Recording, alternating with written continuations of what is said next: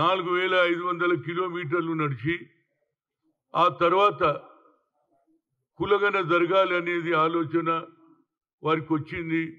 అది బీసీలు కావచ్చు, ఎస్సీలు కావచ్చు, అది అట్టడుగున ప్రజానీకానికి న్యాయం జరగాలని పార్లమెంటు లోపల మాట్లాడిండు, పార్లమెంటు బయట మాట్లాడిండు. 90% ఉన్న జనాభాకు అన్యాయం జరుగుతుంది, 10% ఉన్న వాళ్ళకే న్యాయం జరుగుతుందని ఉద్యోగాలలో కానీ పదవులలో కానీ ఆయనకు ఆలోచన వచ్చింది. అదే ఆలోచనను ఇవాళ మరి ముఖ్యమంత్రి రేవంత్ రెడ్డి గారు ఇవాళ కులగన జరగాలనే ఆలోచనతో అసెంబ్లీలో బిల్లు పెట్టారు. అదేవిధంగా కేబినెట్లో నిర్ణయం తీసుకొని కులగన పూర్తిగా జరిగింది. కొందరికి కొన్ని అపోహలు ఉన్నాయి, దానికి మన ఎవరు ఉత్తమ్ కుమార్ రెడ్డి గారు దానికి జవాబు ఇస్తాడు. ముఖ్యంగా నేను అనేది ఏంటంటే ఆయనకు ఒక మంచి ఆలోచన వచ్చి ఇవాళ సూర్యాపేటలో బీసీ సభ ఏది బీసీల జరిగిన అన్యాయాన్ని మేము న్యాయం చేస్తున్నాం, 42% మేము రిజర్వేషన్ ఇస్తానని కామారెడ్డిలో బీసీ డిక్లరేషన్ చేయడం జరిగింది. ఆ రోజు సిద్ధరామయ్య కూడా వచ్చారు.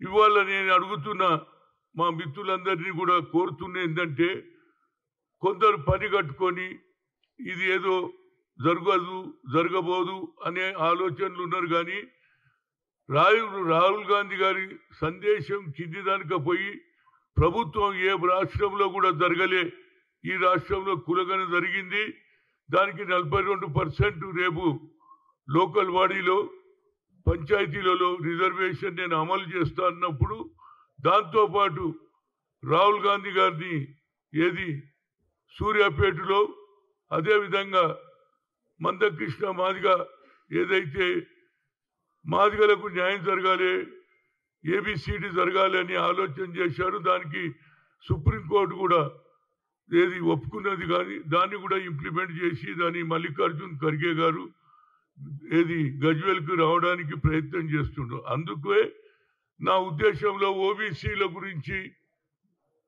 ఈ రాష్ట్రంలో కాదు దేశంలోనే నంబర్ 1 నేను ఇవాళ చెప్పుకోక తప్పుతలేదు. ఎందుకంటే ఆనాడు పివి నరసింహారావు గారు ప్రధానమంత్రి ఉండి నేను పిసిసి అధ్యక్షుడుగా దిగినాక పార్లమెంట్లో ఉండి హనుమంతరావు నువ్వు తప్పనిసరిగా బీసీ మీటింగులు పెట్టాలన్నాడు. సూర్యాపేటలో పెట్టిన, కానీ ఆ రోజులలో విజయభాస్కర్ రెడ్డి గారు ముఖ్యమంత్రి, ఆ రోజు మొదలు ఆయన చెక్లం శ్రీనివాసరావు గారు, అదేవిధంగా ఆ మీటింగ్కు BP Maurya, PM Sayeed, deputy speaker Subhash Yadav, deputy CM కూడా రావడం జరిగింది. 2 లక్షల పైన జనం వచ్చింది. ఆ తర్వాత వరంగల్లో కూడా మీటింగ్ పెట్టిన, అదేవిధంగా పార్లమెంటులో 11 ఏళ్లు కొట్లాడి ఐఐటి ఐఐఎంలో రిజర్వేషన్ తేగలిగిన అది ఎవరు నా బలం కాదు, సోనియా గాంధీ బలం. సోనియా గాంధీ ప్రధానమంత్రి మన్మోహన్ సింగ్ చెప్పి సుప్రీంకోర్టు ఎప్పుడైతే కొట్టేసిందో రిజర్వేషన్ లేదంటే there is no alternate, only parliament is correct answer అంటే అప్పుడు మన్మోహన్ సింగ్ చెప్తే బిల్లు పెడితే బిల్లు పాస్ అయిందా లేదా. ఇవాళ యూపీఏ చైర్పర్సన్ చేసింది, కానీ మన కాంగ్రెస్ నాయకులు ప్రతి దగ్గర కూడా చెప్పాలి. ఇవాళ రేవంత్ రెడ్డి గారు ఏమంటున్నాం, మనం అభివృద్ధి కార్యక్రమాలు ఏమేం చేసినాం ప్రజల దగ్గరికి పోవాలంటున్నాం. అదేవిధంగా గతంలో పివి గారు చేసినటువంటి ప్రోత్సాహంతో ఇక్కడ విజయభాస్కర్ రెడ్డి గారు కూడా బహిరంగ సభ పెట్టడానికి మొదలు కొంత ఆలోచన చేసిన తర్వాత ఆయన మద్దతు ఇస్తే పెడితే అదే సూర్యాపేటలో 2 లక్షల పైన జనం వచ్చారు. అదే ఆ తర్వాత వరంగల్లో 5-6 లక్షల మంది వచ్చారు. సోనియా గాంధీ ఇందిరాగాంధీ కోడలుగా తప్పనిసరిగా ఆమె బడుగు బలహీన వర్గాల గురించి ఆలోచన చేస్తే నేనే ఇనిషియేటివ్ తీసుకొని పెడితే ఆనాడు చాలా మంది నాయకులు వ్యతిరేకం చేసిన ప్రజలు వచ్చిండ్రు. ఆ తర్వాతనే రాజశేఖర రెడ్డి పాదయాత్ర పెట్టాడు. కానీ ఒక్కరు కూడా సూర్యాపేట మాట మాట్లాడరు, లేకుంటే వరంగల్ ఏమైనా రాజశేఖర్ తెచ్చిండొచ్చు, నేను కాదంటలేను. కానీ బీసీల గురించి పోరాడినటువంటి వ్యక్తిగా ఇవాళ తప్పనిసరిగా ఏదైతే రేవంత్ రెడ్డి నిర్ణయం తీసుకుంటుండో సూర్యాపేట బహిరంగ సభకు, అదేవిధంగా గజ్వేల్ సభకు కూడా తప్పనిసరిగా నేను నా పూర్తి సహకారం ఇస్తా. ఎందుకు చెప్తున్నానంటే ఇవాళ నరేంద్ర మోడీ గారు కొత్త మాట మాట్లాడుతుండ్రు. దీని మీద మనం బాగా దీంతో అభివృద్ధి కార్యక్రమాలతో పాటు బీజేపీని కూడా ఎండగట్టాలి. మన రాష్ట్రానికి రావాల్సిన నిధులు ఇవ్వాలి, మూసికి ఇవ్వాలి, అదేవిధంగా పాలమూరుకి ఇవ్వాలి. కనుక దీని మీద కూడా వాళ్ళ మీద మనం తప్పనిసరిగా యుద్ధం చేయాలి. వారు పార్లమెంటు రాజ్యసభలు ఏమన్నాడు, వారికి ఫ్యామిలీ ముఖ్యమట. అంటే కాంగ్రెస్ కు ఫ్యామిలీ. ఈయన నేషన్ ఫస్ట్ అంటున్నాడు. ఇంకోటి ఏమన్నాడు, సబ్కా సాత్. కాంగ్రెస్ కు అర్థమైతే లేదట. అంబేద్కర్ ను వ్యతిరేకించాము, అంబేద్కర్ కు అవమానం చేసినాం అంటున్నాడు నరేంద్ర మోడీ. అమిత్ షా ఏమన్నాడు రాజ్యసభలో, బాబాసాహెబ్ అంబేద్కర్ ఈ దేశానికి రాజ్యాంగం రాస్తే ఆయనను అవమానపరిచిందా లేదా? ఆయన పేరు ఇదొక ఫోకస్ అయిపోతుంది, ఇదొక సిస్టమ్ అయిపోతుంది, మజాక్ అయిపోతుంది. దేవుణ్ణన్న పూజ చేస్తే స్వర్గానికి పోతారని చెప్పినటువంటి మీద ఇప్పటి వరకు అపాలజీ చెప్పాడు, దాని గురించి మాట్లాడారు. అదేవిధంగా మోహన్ భగత్ ఏమంటున్నాడు, స్వాతంత్రం ఎవరు తెచ్చిండ్రు? స్వాతంత్ర సమరయోధులు. షహీద్ భగత్ సింగ్ లాంటి వాళ్ళు ఎంతో మంది ఉరికి ప్రాణాలు అర్పించారు, జైళ్ల పాలైనరు.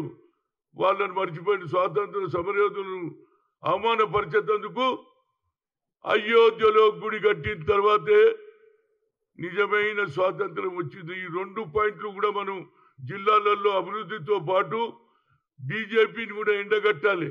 అంటే వాళ్ళకు ఆలోచన లేదు, రిజర్వేషన్ ఇవ్వాలనేది లేదు.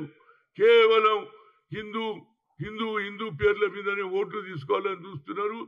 అన్నిటికంటే ముఖ్యంగా ఒకే కుటుంబం అంటున్నాం, అంతగానే నీకు ఆలోచన ఉండాలి. ఆ కుటుంబం త్యాగం చేసింది నరేంద్ర మోడీ, తల్లి త్యాగం చేసింది, కొడుకు త్యాగం చేశాడు. ఈ మాటలు కూడా మనం ప్రజల్లో చెప్పాలి.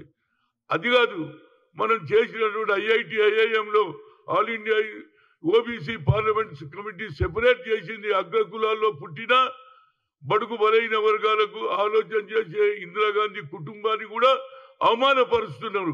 అటు అంబేద్కర్ని అవమానపరుస్తున్నారు, ఇక్కడ స్వాతంత్రాన్ని అవమానపరుస్తున్నారు. కాబట్టి తప్పనిసరిగా as a OBC parliament committee convener గా తప్పనిసరిగా ఎండగట్టాలి. ఇక్కడ ఏమేమి అభివృద్ధి చేస్తున్నాం, ఏమేమి చేయబోతున్నాం, 6 డిక్లరేషన్ కూడా చేయబోతున్నాం. అన్ని కూడా దాంతో పాటు బీజేపీ మీద కూడా మనం తప్పనిసరిగా యుద్ధం చేయకపోతే అదే ఆంధ్రలో మాత్రం మేము అన్ని ఇచ్చినాం. ఎవరైతే నీకు అనుకూలం ఉన్నారో, ఏది బీజేపీ పార్టీకి అనుకూలమైనటువంటి వారికి నువ్వు న్యాయం చేస్తావు. ఎవరైతే ప్రజలు ఎన్నుకోబడినటువంటి తెలంగాణకు అన్యాయం చేస్తున్నారు, ఇది కూడా మనం ఎక్స్పోజ్ చేయాలని కోరుతున్నా. అదేవిధంగా మా మిత్రుడు డాక్టర్ జంపా రాజు గారు, ఈయన ఏది పిహెచ్డి చేసిండు, ఏది క్రిమిలేర్ ఎత్తేయాలని. ఆయనకు డాక్టరేట్ వచ్చింది. నిజంగా కూడా అన్యాయం జరుగుతుంది, బయట కావాలని క్రిమిలేర్ కూడా ఎత్తేయాలి అనేది కూడా మన వారి ఆలోచన. దానికి డాక్టరేట్ కూడా ఇచ్చిండ్రు. నేను అనేది ఒక్కటే, ఇవాళ ప్రెస్ కాన్ఫరెన్స్ల కంటే ఊర్లో పోటీ వాళ్ళరా బాబు. నా ఉద్దేశంలో నేను పోతున్నా, ఎక్కడ అన్యాయం జరుగుతే అక్కడ పోతున్నా, ఎక్కడ రైతులకు సంఖ్యలు చేస్తే పోతున్నా, హరిజనుల మీద అట్రాసిటీ చేస్తే పోతున్నా, పసిపిల్లలను రేప్ చేస్తే పోయానికి శిక్ష విధిస్తున్నా. కనుక నా ఉద్దేశంలో గ్రామాలకు వెళ్ళమని అలా చెప్పిండు ఎవరు, రేవంత్ రెడ్డి. కనుక తప్పనిసరిగా తిరుగుతా నేను. ఎందుకంటే ఓబీసీల గుర్తింపు యావత్ భారతదేశంలో హనుమంతరావు అంటే ఓబీసీకి హనుమంతరావు అంటారు. ఇది నా పేరు చెప్పకపోయినా సోనియా గాంధీ యూపీఏ పర్సన్ చేసింది. ఐఐటి ఐఐఎంలో రిజర్వేషన్, అదేవిధంగా ఓబీసీ పార్లమెంట్ కమిటీ సెపరేట్ చేసిందని గ్రామాల్లో మనం చెప్పాలి. అదేవిధంగా నరేంద్ర మోడీ ఏదైతే అంబేద్కర్ ను బీజేపీ ఆర్ఎస్ఎస్ అవమానం చేసింది, దాంతో పాటు ఇవాళ ఏదైతే స్వాతంత్రాన్ని కూడా పక్కదమ్మున పెట్టియడానికి స్వాతంత్ర సమరయోధులైనటువంటి షహీద్ భగత్ సింగ్ వాళ్ళకు ఏది అవమానం చేశాడు, ఇవి 2 కూడా మనం చెప్తే తప్పనిసరిగా అటు రాహుల్ గాంధీ కానీ సోనియా గాంధీ కానీ కాంగ్రెస్ పార్టీకి బలం ఏర్పడుతుంది. వాళ్ళు ఏం చేస్తలేరు. ఇవాళ ఎన్ని అడుగుదడుకులు ఉన్న రేవంత్ రెడ్డి ఈనాడు 42% ఇచ్చిండ్రు. నేను ఆయన కృతజ్ఞతలు చెప్తున్నా.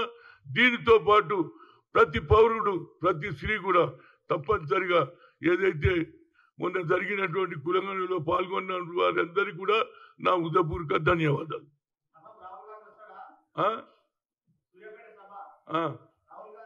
రాహుల్ గాంధీని పిలుస్తా అంటుండు కదా, రేవంత్ రెడ్డి పిలిచినాక రావడమే.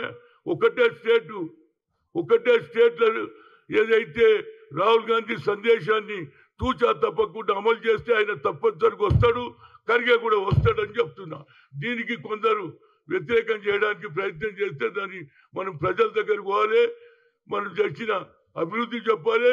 రేవంత్ అదేవిధంగా బీజేపీ ఆర్ఎస్ఎస్ చేస్తున్నటువంటి అంబేద్కర్కి అవమానం, స్వాతంత్ర సమయంలో ఈ రెండు కూడా ప్రజల్లోకి వెళ్ళాలనే ఉద్దేశం పివి గారు చేసిన ఆ రోజుల్లో. పివి గారికి ఆలోచన వచ్చింది, బడుగు బలహీన గురించి ఆలోచన ఆయన కూడా అగ్రకులాల్లో పుట్టిన పేదవారి గురించి ఆలోచన చేశారు. అక్కడ ఆయన ఎవరు చక్లం శ్రీనివాసరావు గారు శ్రద్ధ వహించారు, మిగతా నాయకులు సక్సెస్ అయింది. అదేవిధంగా రేపు కూడా సూర్యాపేట సభ సక్సెస్ కావడానికి నా శాయశక్తుల కృషి చేస్తా.